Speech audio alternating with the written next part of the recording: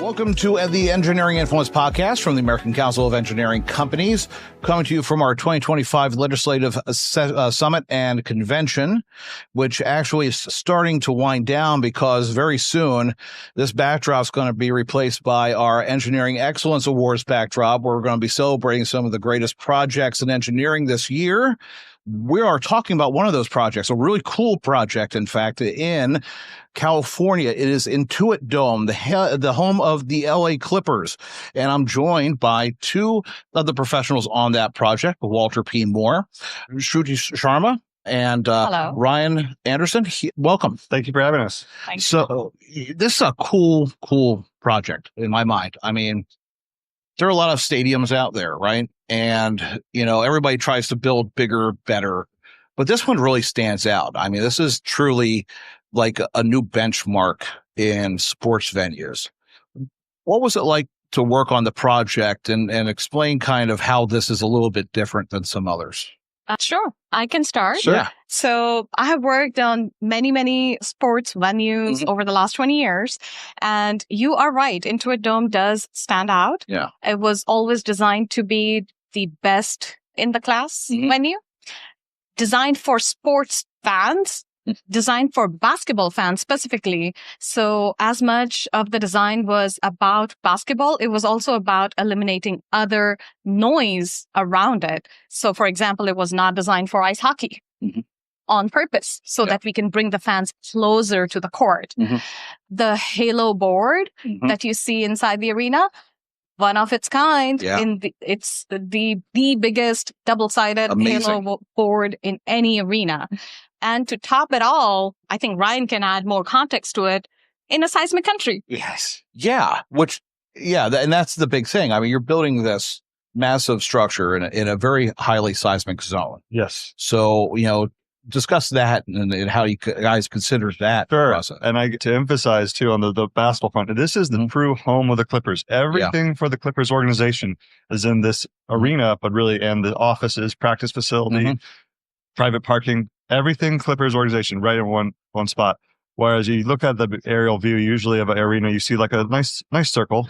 This is very oblong because it fits everything with the Clippers. So in addition to the normal challenges of designing any project in seismic zone, the sports venues, another layer, but essentially integrating what should be 3 or 4 different buildings into one cohesive, integrated shell structure covering all of it without any seismic joints is quite the challenge. Yeah, and that's the thing. I mean, this was the first kind of purpose-built, all-in-one inclusive facility. Yes. That's corporate offices, the back of house, front of house. And to your point, it was purpose-built for the team, which you don't normally have with stadiums. They need to be multi-purpose. They need to be able to be flexible. To your point, ice hockey and all that. This was purpose-built for basketball. And how that fan experience that you talk about, how did the design influence that to actually, as someone who's coming in to see a Clippers game, to really get immersed with it? How did the design help that fan really connect with the team? Yeah. So one of the biggest design criteria for this building was how to bring fans closer to the court. And you may have heard of Wall of Sound. Yep. So it's 51 rows of uninterrupted seating for true Clippers fans. So, and it seats about 4,500 fans in one end zone. Like, it's amazing. It's very noisy. Yeah. Feels like a college basketball. Yeah. Where you have a real comfort advantage, kind of the crazy fans distracting, yelling. It's fun. Yeah, so you do have home court advantage for real. Exactly. There. Absolutely. Yeah. Whereas many NBA venues and NHL venues do somewhat feel a little corporate. Yeah. And the Wallace set of sound definitely makes it feel that way. Yeah. And we have suites, we have dugout suites, we have all over, but it's really about the fans, bringing them closer to the court. So, I mean, with the design, I mean, go into a little bit more of the structural aspect of it. I mean, the fact is, Los Angeles, like, we talked about, the seismic activity, but there are other environmental aspects to the California. I mean, how did the design take into consideration the location, not just, seismic activity, but, winds and the like, and that the city faces? I can go for it. Yeah. So the the shell structure that encompasses it is both open, partially open, it's completely open. Every single phase. It's like exactly. So that plus the real skin, the waterproof skin, like the wind design for that, all interacting, big time challenge. Again, that has to be also more from a comfort level, whereas the seismic tends to be more of a focus on life safety. But yes, 1.25 miles from the Newport Inglewood Fault. Right over the flight path for LAX, literally on the flight path. So we needed to dig that arena down. That's a nice benefit for other reasons too. It allows you to have all the back house operations not clad. It lets have some of the fans go in and go down, some fans go up. But we really needed to bury that court about 32 feet below grade. Really? So just to be under the FAA height regulations. Man, that's something. That's because you don't really have a lot of space. Yes. Luckily, no snow though. Well, that's one good thing, right? You don't have to worry about that. And about the loading, seismic just governs. All the other loading takes care of itself because you are designing for these high seismic loads. So there's so much technology that is in the Intuit Dome. How was the design did the design influence the technology, or did the technology influence the design on how it was going to be, supported? I would say technology was incorporated into design because we talked a little bit about Halo board. Yes. That's highly advanced technology out there, weighs about 1 million pounds. So we have to design our structure to support that load.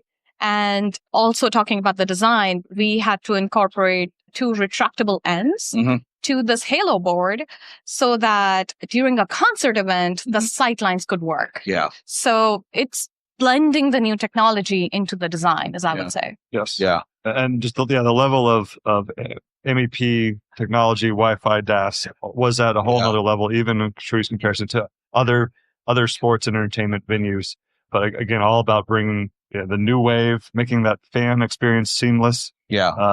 Just any reason to go to the arena instead of watch the game on your couch. I mean, the Dome, a couple of years back, we started with the wireless technologies. They'd hand out those little, watches or whatever it was, something that they coordinate so that at a certain point in the show, they could have something happening, like a lighting effect or something. But this is one of the first domes that actually incorporates that directly into the structure, right? So that if there's something happening, the creative team can replicate that physically within the dome. That's right. You want to talk about the shell, LED? Oh, yeah. So, the LED, the lighting of the shell and LED, that I think structurally wasn't that big a load. It wasn't a big deal. But it's complicated. Yes. How many LEDs do you know offhand? Just even a round number of... I just know in the LED, the Halo board, it's about 235 million. That's amazing. Just the Halo. Just the Halo. Yeah. God. But anything to customize that experience. And from when you're walking up to the arena and you see, at night especially, you see it lit up, see it themed for the team, themed for a concert, themed for some special event, whether... and you feel right away, I'm going to a special event. Yes. Not just any old thing that happens to be. And all powered by the solar panels that are on top of the roof. Which is another way. And that's significant because it is so forward poised on renewable energy. Correct. That you have all this technologies being supported by renewables like solar and the like. That's considerable as well. Yeah. Yes. And I think to add to that aspect, we also took advantage of the LA weather. So 100% outside air goes through the arena, and it's the underbowl ventilation that we had to incorporate in our design of the seating bowl. Was that a design aspect that came at the beginning of the project, or was that something that you realized that take advantage of the outside environment to actually help with the ventilation? That was pretty early. I think, again, really some big challenges on the high seismicity, but let's take advantage of at least there's some nice weather. At least LA has nice weather, right? And then also on the sustainability front, what probably the public doesn't realize is on the east side of the property, we have transfer trusses supporting the entire loading dock and the entire battery storage facility, backup generators, all these things that are typically completely buried underground or totally off-site. But again, everything with Intuit Dome, everything Clipper is on-site. Yeah. Unfortunately for us, but a big challenge is supporting those literal millions of pounds of power plant, really, but on top of our structure. But you made it work, right? And you did it with style. I think that, we were talking before we came on the show about, one of our focuses is just getting that next generation of engineers kind of engaged and people who go to a Clippers game and might have a proclivity towards engineering or math or the sciences. It's kind of a living example of all those disciplines coming together, right? And showing that if you want to go into engineering, you could do something cool like Intuit Dome. What does it mean to you, both of you, personally and professionally, to have a structure like this in your resume of projects? That's a great question. Like I said, I've worked in the industry, sports venues for 20 years. Yeah. And every new exciting challenge just energizes me. Yeah. So I love the challenge. And this particular venue, like Ryan said in the beginning, everything basketball under one roof. Yeah. So that diagrid itself was a major structural challenge, and how we approached it, that was very, very new, very, very exciting for me. I would say this is nothing short of a dream project for me. Yeah. From imagining what I could do and would do as a high schooler declaring for structural engineering, this is the mecca of achieving that. I am a diehard basketball fan. That's my favorite sport by far. I still play rec basketball. I coach basketball. I am a Clippers fan. I was a Clippers fan before the project, and to combine the structural engineering aspect to be such an integral part of that team, and seeing it from this image, this one rendering to completing it, and then taking my family to the arena. It's like this is the dream. Well, you're a fan who can contribute back to his team, right? Yep. You can actually see safety. Exactly. Make sure that it actually happens and everybody's safe. But there's a lot of people, a lot of money in those games. So you're making sure that stays safe and the people inside it. So it's a wonderful project. It's a Grand Award winning project this evening. It is truly one of those, I don't know. It's one of those iterative steps in entertainment, right? That the game doesn't change the way what we, the basics of in-person entertainment doesn't change. What can change is the way that you experience stuff, right? And you've been leading on that. So I really want to congratulate you both. Also, the firm Walter P. Moore for the project. Congratulations, and hope you enjoy the evening this evening. Thank you so much. Thank you so much. Absolutely. And again, this has been Engineering Influence podcast from the American Council of Engineering Companies, and we'll see you next time.